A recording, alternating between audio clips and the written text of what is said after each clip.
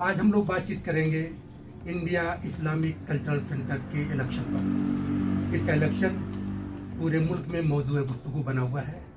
हर शख्स जानना चाहता है कि इदारा जो कभी बहुत फाल हुआ करता था और जिसकी वर्किंग हिंदुस्तान के मुसलमानों के लिए एक नज़ीर होती थी, आज वो डेड क्यों हो गया है।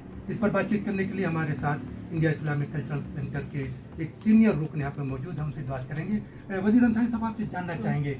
बहुत बहुत शुक्रिया प्रताप साहब, डॉक्टर साहब। मैं बताऊँ आपको कि पिछले 20 साल में जो भी वहाँ पे पावर में कह लीजिए या बरसर अखबार थे, जो उसके एम्स एंड ऑब्जेक्टिव थे वो अचीव नहीं कर पाए, हासिल नहीं कर पाए। वजह क्या थी?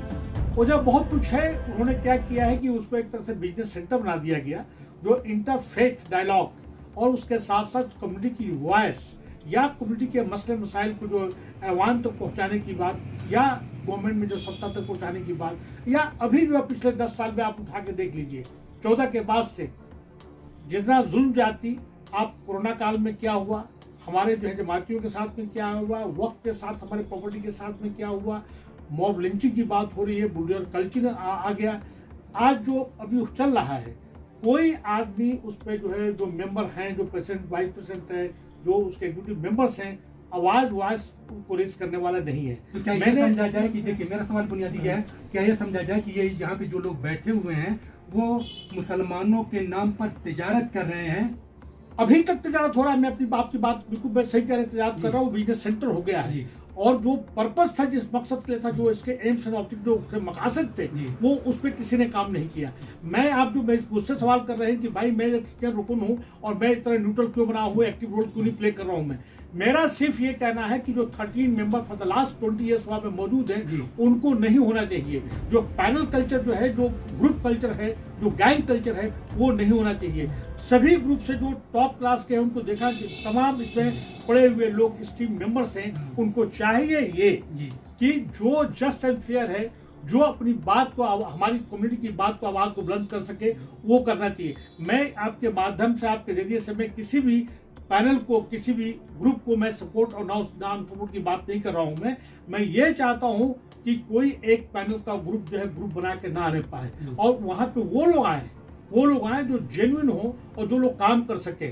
अच्छा, एक बात सवाल ये कि जैसे आपने कहा कि जो वो लोग आए जो जेन्युइन हो, काम कर सके, यहाँ पे सिराज कुरैशी साहब का अपना जो पैनल है, यहाँ पे सलमान खुर्शीद साहब है, दूसरे लोग हैं, हर आप बिल्कुल सही करें। सिराज कुरैशी साहब के पास में आज भी वो इमोशनल कार्ड खेल रहे हैं। आज भी 25-30% वोट उनको मिलेगा।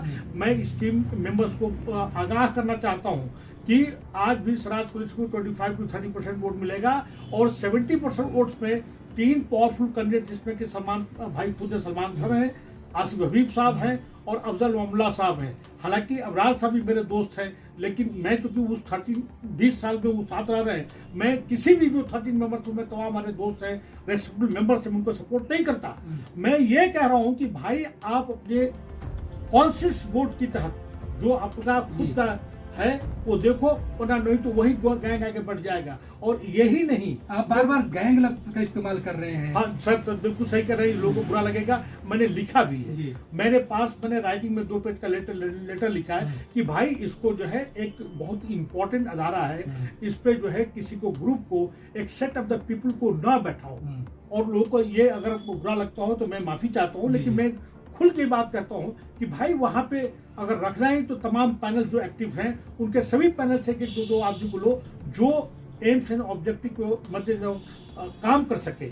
ये मेरा कहना है। जो आपका कहना, सवाल है कि आज हम आपके पास आए, गुफ्तगू कर रहे हैं, मीडिया में आप अपनी बात कर रहे हैं, लेकिन पिछले महीने भर से जो हम देख रहे हैं, इलेक्शन को लेकर गहमा गहमी चल रही है, और आप जैसा सीनियर आदमी जो डीजीपी रहा है किसी स्टेट का, एक्सपीरियंस होने के बावजूद आपकी खामोशी माने खेज है। माने खेज नहीं है। मैंने लेटर लिखा है, फिर मैं लेटर लिखने जा रहा हूँ। मेरी सबसे मुद्दमाना गुजारिश ये तमाम इस टीम मेंबर से कि किसी भी एक पैनल को, किसी भी एक ग्रुप को ना लाया जाए।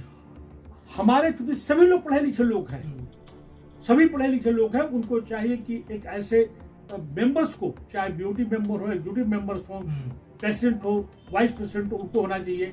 हम तमाम जो presidential candidates, vice president candidates, उनको मैं इज्जत करता हूँ, रेस्पेक्टफुल लोग हैं, लेकिन जो लोग दोबारा रह सकते हो, इसमें मुख्तसर से अपनी बात को कंक्लूड करने से पहले बता दूं कि ये होना चाहिए कि भाई कोई भी आदमी एक टेनोर रहने के बाद दूसरा टेनोर इलेक्शन न लड़े, बल्कि एक टेनोर को गैप दे। नंबर नहीं, 1 मेरा बड़ा अहम सवाल है, यहाँ पे जितने भी लोग पैनल में हैं ये सब के सब जो है 50+ के लोग हैं, यूथ को मौका आप लोग क्यों नहीं दे रहे हैं? बिल्कुल सही कह रहे हैं। मैं तो बाकायदा पब्लिक में एक स्टेटमेंट दिया, मैं दिल्ली के तरफ स्टेटमेंट दिया कि ये 75 ईयर्स को भी अगर ये जो नया पैनल आ रहा है जीत के, उनसे मैं गुजारिश करूंगा कि 75 को 65 लाया जाए, और उसके साथ साथ एक टेनोर के बाद जो दूसरा टेनोर जो है वहां पे वो इलेक्शन ना सीख करे, या कम से कम एक गैप होना चाहिए। उसके अलावा जितने भी 72 या 75 कैंडिडेट जो खड़े हुए हैं, इनको किसी न किसी तरह से उनको अकोमोडेट करना चाहिए, जो भी प्रेसिडेंट वाइस प्रेसिडेंट बन के आता है। और साथ साथ वहां पे देखा जाए तो एक एनसीआर के दिल्ली के मेंबर्स वहां पे चुन के आते हैं, उनका सही तरह से रिप्रेजेंटेशन जो है स्टेट में,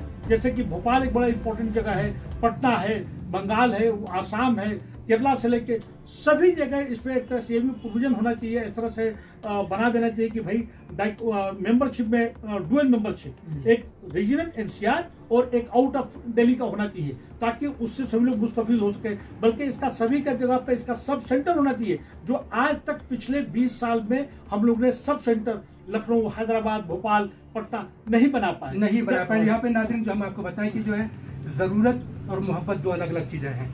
ज़रूरत से मोहब्बत करने वाले बहुत हैं, ये तिजारत करने वाले। यहाँ पे जिस तरह से अंसारी साहब ने बताया कि यहाँ पर मुसलमानों की ज़रूरत को बताकर, कौम की ज़रूरत को बताकर तिजारत की जा रही है, और अगर इस तिजारत के काम को बंद नहीं किया गया तो कम्युनिटी का बड़ा नुकसान होगा। नाज़रीन, आज के इस प्रोग्राम में बस इतना ही। कल फिर किसी और एपिसोड के साथ, किसी शख्सियत के साथ आपकी खिदमत में हाजिर होंगे। तब तक के लिए टीम के साथ मैं ताबालम को दीजिए इजाज़त। बहुत शुक्रिया, मैं आप सबका बहुत बहुत शुक्रिया, थैंक यू।